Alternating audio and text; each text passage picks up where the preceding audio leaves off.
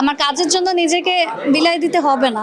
আমার বাবা থাকতে আরো নতুন চিনি বাবা বানিয়ে তার কাছে যেতে হবে, নতুন কাজ পেতে হবে এমন না। আলহামদুলিল্লাহ, আল্লাহ আমাকে খুবই সুন্দর, খুবই ভালো একটা ফ্যামিলিতে আমাকে জন্ম দিয়েছেন এবং আমার বাবা অনেক কষ্ট করে আজ এই পর্যায়ে এসেছেন, আমাদেরকে অনেক সুন্দর একটা লাইফ দিয়েছেন, অনেক স্ট্রাগল করে। সো আমার বাবা কোনো কমতি রাখেনি। আমার বাবা মা আমি যা চেয়েছি তার আগে আমি পেয়ে গিয়েছি। সো এমন কিছু জিনিস আমার বাবা মা আমার ফ্যামিলি আমার জন্য রেখে দিয়েছেন করে, যেগুলো আমি যদি কাজ নাও করি। স্যান্ডেলিনা সো, রূপচর্চায় আভিজাত্য। আমি আরও আমার সারা লাইফ ওইটা দিয়ে চালিয়ে দিতে পারবো। সো আমার বাবা থাকতে আরও নতুন চিনি বাবা বানিয়ে তার কাছে যেতে হবে, নতুন কাজ পেতে হবে এমন না। আমি কাজ করি বিকজ অফ মাই আইডেন্টিটি। আমার ফ্যামিলি আমাকে সাপোর্ট দেয় because I am an educated girl.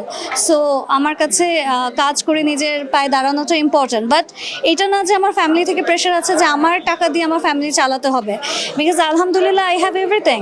আমার কারো কাছে যেতে হবে না, হাত পাততে হবে না, আমার কাজের জন্য নিজেকে বিলাই দিতে হবে না।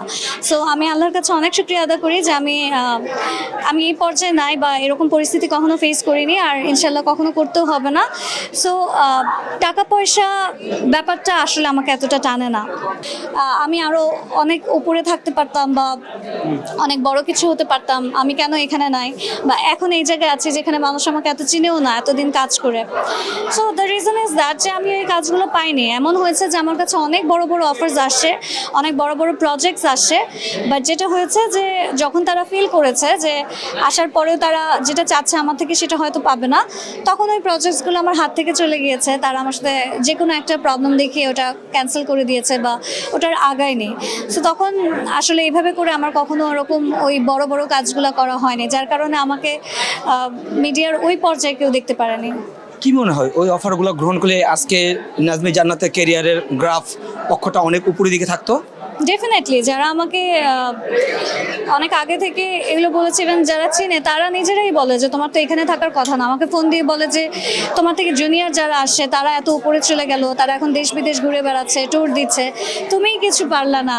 আসলে তো টাকাটাই মেন, সবারই তো দরকার, তুমি কেন পারবো না? আমার কাছে ওইটা না, আমার কাছে টাকা থেকে বড় সেলফ রেসপেক্ট। আমি সেটা সবসময় মেনে এসেছি। আমার ফ্যামিলি ব্যাকগ্রাউন্ড, আমার এডুকেশনাল ব্যাকগ্রাউন্ড সব কিছুই আমাকে একটা কোয়ালিটি থেকে নামতে দেয় না, আমাকে ওই জায়গাটা ধরে রাখতে হয়।